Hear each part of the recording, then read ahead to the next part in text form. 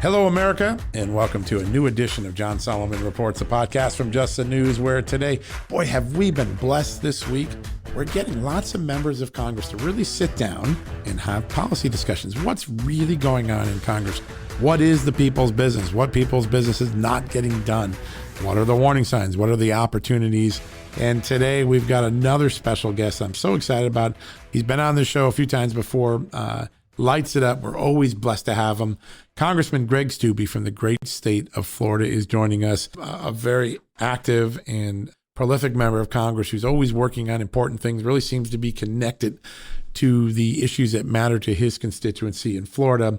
And of course, also a great American hero who served in our U.S. Army as a JAG officer back during the Iraq War. We're so grateful for his service, but we're going to talk some more policy shop today. I think you guys have, and we had Chip Roy on yesterday. We had senators on this week. We've been very lucky to have a great group of people, and I really feel like we're getting great intel about what's going to happen in the people's house, in the people's business, what laws are coming up, what laws may get passed, what laws that need to be blocked, where the election reform debate is going in Congress. And Congressman Steube is going to bring us right up to speed. So I don't want to waste any time. I want to get right to that interview. So let's do a quick commercial break. Hear from our amazing sponsors, our amazing advertisers who make the show possible. And when we come back, our exclusive interview with Congressman Greg Steube from the great state of Florida.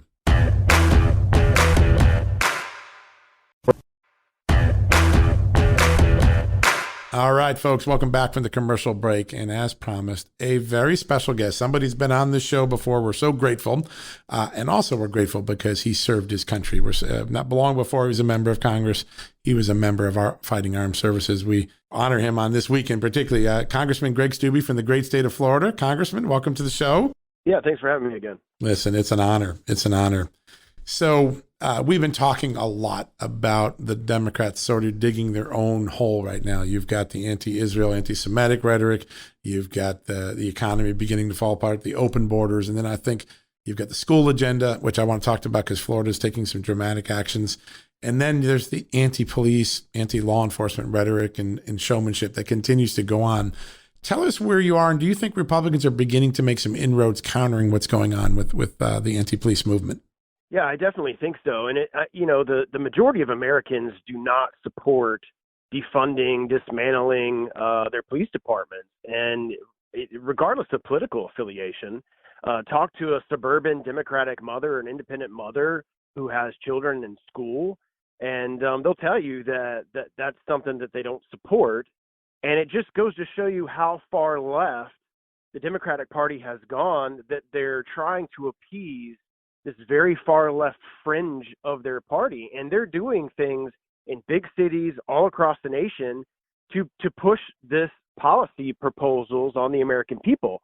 And I think it's going to be great for Republicans in 2022. I think the Democrats already know they've lost the House, so they're just trying to get as much crazy progressive policies passed in the next 2 years as they can, because they realize that these type of policies don't speak for the American people as a whole. I mean, these are the type of things you hear about in Venezuela or Cuba, exactly, or communist countries, not in America, where we stand with our law enforcement and our military and those people that protect us on a daily basis. It really is remarkable. And these are what's really struck me, and I've been looking at the polling on most of the issues that the Democrats have picked a fight with the American public and with the Republicans. There's 70% issues in favor of where Republicans stands, whether it's voter ID, getting radical secular religion agendas out of the school system. You have the polling data is so more significantly in the favor of Republicans that it makes you scratch your head why they're doing this. As you look out, Florida has been an extraordinary test bed at the state level for implementing the best ideas that Republicans have. They're taking on big tech. They're banning critical race theory teaching. They've already had a great election integrity system in place since 2000. Do you think that the Republicans working to take control of the House and the Senate have in the state of Florida a lot of the great, elements of a contract with America or a policy agenda that you can show is working? It's working in Florida. We're going to do it for the country. Yeah, and I think the whole world and the nation is seeing that. And I see it every day when I'm back in the district and I'm not in Washington. Right. The people that are flooding to the state of Florida because of the policies that a Republican legislature and a Republican governor have put in place. I know people that have moved here from states like Virginia or Michigan where their kids haven't been able to go to school for over a year. Amazing. Just so their children can go to school, so they can operate a business, so that they don't have to wear a mask everywhere they go. People are flocking here, and you can see it with the economic numbers that we have in Florida. And if you look at the COVID numbers, early on, everybody was the mainstream media was criticizing DeSantis and saying, "Oh, you're going to kill people." Look at the COVID numbers. New York State has 20,000 more deaths. The state of California has 30,000 more deaths. And we have more people in the state of California. We're more diverse than the state of California, and we're more elderly than the state of California, yet our numbers are down. So all these lockdowns, face mask mandates, and all this clearly don't work. There's no science behind it. And people are starting to see this is really affecting their daily lives, and they want to move to a place that allows them freedom. I say it all the time. We have freedom here in Florida, and people are flocking here because of it. So it just shows the leadership that we've had in Florida and the difference that that's made in such a stark contrast to democratically run states. Yeah. I think that freedom word is the word I hear more and more when I'm out just in everyday people out at the store or out and visiting neighbors and friends. Liberty, freedom has become such, and we've taken it for granted for so long, but people see what happens when it's infringed in a long period, like 15 or 20 months, like we've experienced. One of the, I think, big choices that comes out of this election, and you've been a champion of small government and freedom for a long time. Joe Biden has doubled down on government is the solution for all things, and I think most Republicans now are right where Ronald Reagan was in 1980. Government isn't the solution, it's the problem. Do you think there is an opportunity for Republicans to define how they would reshape, shrink an intrusive government if they got back in power? Yeah, so last cycle, going into the elections, our leadership put together what they called the Commitment to America.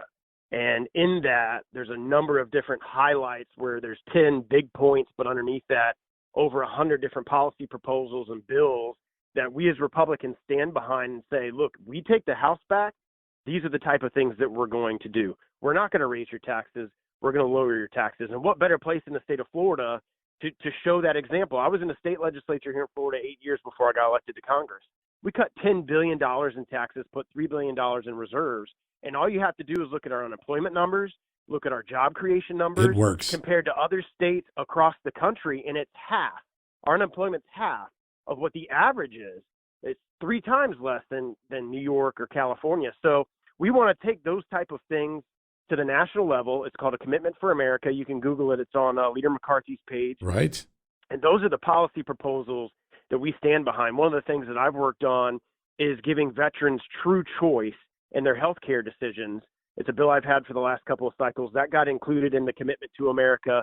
So there's everything from the way we would approach the education system to the way we would approach service to our veterans and giving them world-class health care and actually the true freedom of choice to go wherever they want to get their health care. It doesn't have to be at a VA facility. If you want to go to the VA, knock yourself out, go to the VA. But if you live in a district like mine where the VA hospital is 4-hour drive from you and you have to go through all these 30-day waits and 60-day waits and you got to get an appointment and all these different things, why wouldn't we allow these veterans the ability to go in their community to get the health care they deserve, and they're going to get TRICARE for life and the government's going to pay for it? We would see billions of dollars in savings to the Treasury because of that, and veterans would get the help they need. And I would submit that you would also see a huge reduction in suicides that we're seeing in our veterans, because instead of calling the VA and either getting hung up on or, we'll see you in 30 days, they would actually be able to go to a community health care provider right there in their community, right when they need the help, and get the care that they deserve and they need at the time. And I think you would also see a reduction in those suicides. It's such a novel idea, and it's so popular when you talk to veterans who hadn't had to wait in those lines or wait on those long phone holds or have a 30-day wait before they can even be seen for something that might be more medically pressing. They love the idea of choice, and really, if it works in the veterans community, it seems as though it becomes a model for the rest of the country. Joe Biden and others are moving for that, that one payer, one provider sort of model, the government provider model. I think most people like the idea of choice. It kind of goes hand in hand, choice and freedom. Do you think in the messaging of the Republicans that choice, freedom really stands out as something that resonates with people who are getting increasingly scared with what they see? I think it does today, especially on the back end of COVID, right, with what you've seen in these other states locking down. I mean, we're living in a country right now, and if you 2 years ago would have said this was going to be happening in America, I would have said you were crazy. Right. We are still living in an America right now where there are some states that are forbidding churches from having full congregations of their members of their church meeting for religious services. Unreal. I mean, we are seeing our First Amendment attacked by Democrats all across this country, and never would I have thought that we have gotten to that point. And those are the type of issues that I think go across party lines, whether you're a Republican or a Democrat or an independent. You probably don't think that your religious institution or your church or whatever it is should be told by the government that you can only have so many people there, that you can't meet on certain days, that you can't meet inside because of policies that don't actually have any scientific basis to them. And that's happening all across our country today. Yeah, it's extraordinary. And meanwhile, you could go to the Walmart during that whole time, and there could be right. 60, 70 people in the store, right? A piece of very expensive plywood, thanks to Joe Biden. Yeah. You're right about that, inflation. Now let's turn to the economy for a second, because it's interesting. When President Trump handed over the keys to the White House on the 20th, the border was at an all-time low in illegal immigration, or certainly a historical low for quite a few decades. The economy was roaring. Inflation was in check. There is peace in the Middle East now. We have, attention in the Middle East. We've got inflationary pressures of extraordinary proportions, and it's hitting people at the gas station or the lumber yard. And you've got, all these other borders wide open and the security risks. Obviously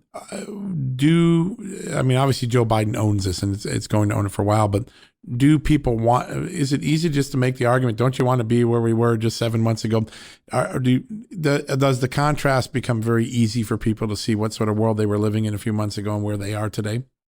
And you just highlighted some of the high points, the tip of the iceberg of the differences between two administrations and the difference that we are seeing in America. Yep. I mean, the peace we had in the Middle East, not just the peace, but also the fact that the Trump administration negotiated peace deals that haven't happened for generations. Yeah, no, it's in the unreal. Middle East. I mean, not only did you have peace, but you were also negotiating peace deals with Israel.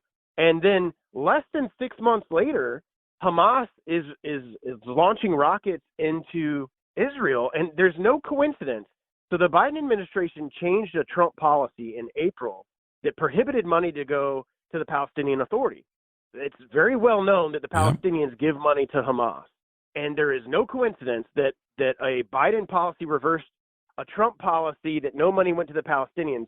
In April of this year, $250 million of our taxpayer dollars went to the Palestinian Authority, and months later, Hamas is launching rockets into Israel. And then I hear just recently Blinken saying that, we're gonna give them $100 million more dollars to the Palestinian Authority.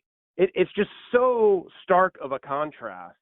And I just hope that the American people are really seeing that this is a result of a lack of leadership in the Biden administration, whether it's on the border, whether it's in the Middle East, whether it's the Iranians, whether it's the national security, whether it's not investigating COVID and the origins of COVID, but we're going to investigate the riots on January 6th. Just a stark difference between the leadership of the Trump administration and Republicans and the lack of leadership that the Biden administration has had. You were in the Middle East. You served in Iraq back in the 06, 07, 08 timeframe. Well, I guess 04 to 08, if I remember correctly. You understand the Middle East. When the Biden administration did the double signal, which is we're going to start re-engaging with Iran, by the way, who supports Hamas, and we're going to give the Palestinian Authority money, even though there was a law passed by Congress in 2018 that said no more money to the Palestinian Authority unless they can certify that they weren't supporting terrorists in any way.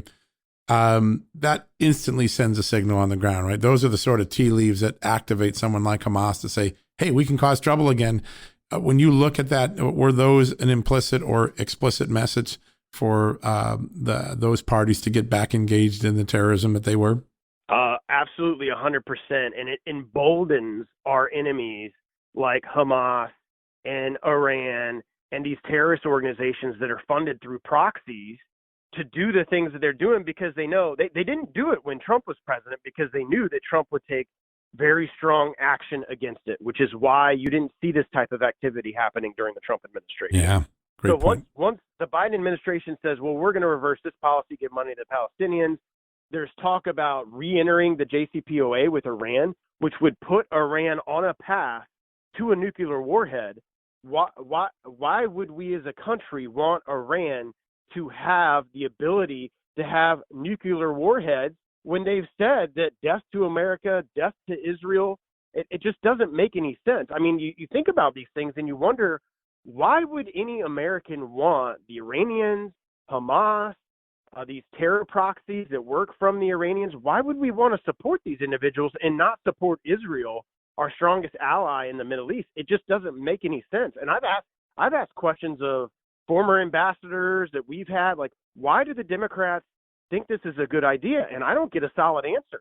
Yeah. And when you have Blinken come to our committees, you ask him, you don't get a solid answer as to why this behavior. No, that's exactly right. And I think that's why, you saw a weird moment a week or so ago, and I think it's a direct result of the questions that Republicans are asking. Joe Biden had to literally go out and say, my party still supports Israel. Now, it should never have been in doubt, right? But all the language, all the actions, all the things his own departments and foreign diplomats have done was sending a message that common Americans and certainly Israelis on the ground were saying, are you with us still? It was such a dramatic moment to have a president come out and reaffirm support that should never be in doubt. It really, really struck me. When you look out at the wave of anti-Semitism that's going out, whether it's on college campuses, on the streets of New York and other places, how did we get to this point that so much overt anti-Semitism is seeping into the daily culture, into the daily experience, into daily violence? I think it's, what they're teaching our children in college these days, these progressive ideologies, where we're not going to support Israel, we're not going to support Christians. I mean, look across the world and see what is happening to Christians in China and other places across the world. It's a really scary point that we're in our country. And for the first time in the history of our country, we have sitting members of Congress calling for the defunding of Israel and the funding of the Palestinian Authority, which we know that money goes to terrorist organizations. So, just a complete 180 from where we as a country have been, at least for my lifetime, as it relates to foreign policy and supporting organizations that support freedom, support liberty, support the type of values that we in a democratic republic support, instead of terrorist organizations. I mean, the thought that we're going to re-enter the JCPOA that would give the Iranians the ability at some point to have a nuclear weapon is beyond the pale. Yeah, no, it is, and it's completely against our own self-interest. I mean, it's just remarkable, the advocacy for things that are clearly a negative for America. When we've had some pretty interesting moments the last few weeks, and I think that as you look out at the unraveling of what we were told last year about COVID-19 from Anthony Fauci and others, and what we're now seeing today, President Biden yesterday finally ordering an intelligence review to more seriously take into account the possibility that this emanated from a lab accident in China. Like President Trump said, like many Republicans, including Devin Nunes, were saying a year ago, there was a whole period of time where those views were censored. I mean, we had Just the News had stories that had to be forcibly taken down from Facebook that are now, we know, 100% accurate. Well, we're reporting accurate. How concerned are you that policy debates like the origins of COVID are getting literally monolithically changed by censorship? You can only have one point of view, no dissent allowed. Do you think people learned, there's the COVID example, for instance, or the Russia example before it, are people waking up and saying, we don't want this anymore. We don't want Facebook in the business of censorship. Do you think that there's a point where the country starts to rebel against these monster censors that are out there today? Well, I sure hope so, because the conjecture and the censoring and the molding of public opinion from big tech, from the mainstream media, just like you said, if it doesn't agree with a progressive leftist ideology, they either stamp it out or they shut it down. And just like the fact that this came from a lab in Wuhan, that used to be a conspiracy theory. The Washington Post said that's a conspiracy theory. These are conspiracy theories. And now we come to find out it's actually a pretty factual basis that likely is what occurred here. There's no doubt. And as we sit here, millions of people across the world have died for COVID. Yet we as a country haven't initiated an investigation as to where internationally an investigation hasn't been initiated as to where it has come from. And the Democrats are more concerned about politicizing the January 6th attack on the Capitol and doing an investigation about that than they care about the where COVID came from and investigating why are we sending tax dollars from the American government to NIH in the Wuhan lab where likely this virus came from.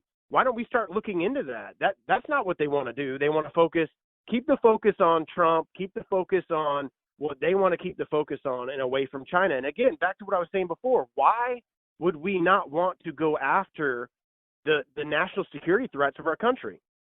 John Ratcliffe, who was the DNI person right at the end of Trump's administration, said the Chinese Communist Party is the number one national security threat to the United States.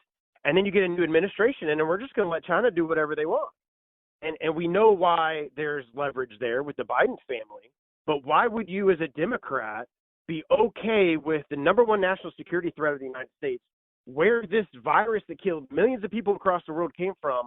Why would you not want to put pressure on them? Why would you not want to investigate the origins of this to protect the American people? Yeah, no, it's so common sense. And when you talk to people, they're scratching their head like, why do we keep having this deja vu experience? Don't believe that. Don't believe. Oh, it turned out that was true. Don't believe that. Don't believe it. Oh, it turned out to be true. I think they're getting tired of the boy that cried wolf sort of scenario of censorship that's going on with the elitist institutions in America. And I wonder if this COVID moment isn't the breakthrough point where people realize that censorship was never in our DNA and it should never be in our DNA going forward, because it only corrupts the opportunity to have an honest debate. It's truly remarkable. Now, you guys are on recess. When you come back, what are the most important things that Americans and voters should be looking at the Congress to do or not to do when you get back in the saddle in a couple of weeks? Well, thankfully, because if they would have had the votes, I think Speaker Pelosi would have brought the bill up. Thankfully, it doesn't seem that they have the votes for a $2.3 trillion infrastructure bill, of which only 6% actually goes to infrastructure, raising our taxes to the highest level in the world of any developed nation, including higher than the Chinese Communist Party. Wow. You know that if Pelosi would have had the votes for those bills, we would have voted on them weeks ago when the mainstream press was trying to pass these. So finally, you're starting to see some of these Democrats who are in moderate districts who are going to be up for re-election in a year starting to look at, hey, I can vote for a COVID bill for $1.9 trillion that bails out, cities and counties and all these other things that Republicans completely don't support. But tax increases, $2.3 trillion to go to the Green New Deal, all of these things are starting to see her ability to push her members wane. She could only lose 3 or 4 votes on the floor, depending on how many people are voting. Yeah, she had a near-death experience this past week. They almost lost that vote. Shame on us for not having our members, ensuring that our members are voting. And if they're not here, missed opportunity. If they're not in Washington making the vote, because if the 2 Republicans who didn't vote would have voted the way all the rest of the Republicans did, that bill would have died. Yeah. No, you're exactly right. We were one of the first to report that. Nick Ballasy jumped on that and got that acknowledgement by the mistaken voting, and it was a costly one. But you can see the margins for her are definitely declining. And whatever honeymoon period Joe Biden and Nancy Pelosi had at the beginning of their January run, it seemed like the honeymoon's over, that the squad has decided to go cut out its own way. And it seems like the party's going to be much more fractious. And then meanwhile, post Liz Cheney vote, it seems like the Republicans are more unified than I've seen in some time. Do you see a dynamic change going on there where dissensions in the Democrats and unity is coming to the Republicans? Yeah, we're definitely, and if you look, all you got to do is look at the votes. On all these votes, the Republicans have really stuck together on all of these packages. And you're starting to see, and this was the vote last week before we left that had both these Republicans voted would have died. The squad locked down. And I was on the floor, and we voted on, I don't know, it was like a suspension bill, nothing really controversial. Right. And then we waited for an hour for them to call the next vote. And it's because the squad said, hey, you know what? We're not voting for this. And because that's like 5 or 6 votes for them, it shut down the entire proceedings for the Democrats. Isn't that and so amazing? now they're running around trying to figure out how to salvage this bill, because there's nothing more embarrassing than to bring a bill up to the floor and for it to die because of your own members. Yep. So you're going to start to see the progressives and the AOCs and the Talibs and the squad start leveraging their power, because now they know they can go and say, hey, I got 5 or 6 votes, and we're not going to vote for this until you put in this crazy Green New Deal, defund the police, whatever the progressive agenda is for that bill.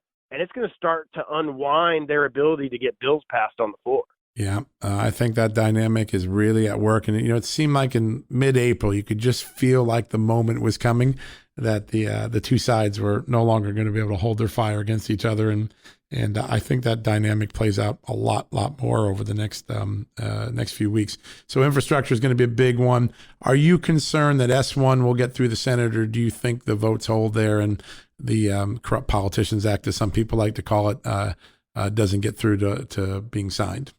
Well, I would certainly ask your listeners to pray that the filibuster doesn't get removed, because if the filibuster gets removed, and I saw kind of talk about a procedural vote this week in the Senate as it relates to this January 6th commission, and if they do away with the filibuster for that because all the Democrats really want this, then there's going to be pressure on the Democrats to do away with the filibuster on all these huge initiatives that the far left want. If that bill passes, it would completely change our country fundamentally. Now, the good thing with that is it is completely unconstitutional. Article 1, Section 4 is clear. The state legislatures are to determine the time, manner, and places of elections. And that bill would federalize all those decisions and basically tell states like Florida and 27 other states who have voter ID laws that, oh, you can't enforce voter ID laws anymore in your state. Yep. So I believe it clearly violates the U.S. Constitution. We would win in the U.S. Supreme Court, but it takes time for that to happen. It takes time for state. I mean, we're still waiting for immigration state. There's several states like Florida that have sued Biden's executive orders on immigrations. Those cases still haven't made it to the U.S. Supreme Court, and it's been 5 or 6 months. So the challenge is it's going to take time. I believe that bill is 100% unconstitutional. But again, now you're relying upon a court that frankly hasn't always been where you want them to be on certain conservative issues to make that determination. So I sure hope that Sinema and Manchin are true to their word and aren't going to do away with the filibuster, because if they do, all of this stuff becomes law. DC statehood, defunding the police, federalizing election system in clear violation of the Constitution. And it's all political, so to keep the Democrats in control of the Senate and the House for generations. Remarkable. It really is remarkable. It is important for people in the real world to stop and pay attention. I know everyone's lives are busy, but these are momentous issues that change the nature of America. As you said, I think that was important that we educate people on the stakes on this. Really great. Congressman, I can't thank you enough. I also want to thank you for your service to your country, obviously as a member of Congress, but as a member of the U.S. Army, as a JAG officer. You really served us with great distinction. Your dad served us as a wonderful sheriff in Florida. And as we remember all those who sacrificed this weekend, we are really, truly grateful for all you've done for your country. Thank you. I appreciate that. And thanks for having me. I enjoy being on your show. Yeah, we love the conversation. We always learn something when you come on. So we're very, very grateful, sir. Have a great weekend. You too. Thank you, sir. All right, folks, we're going to go to a quick commercial break. When we come back, we're going to wrap things up for the day.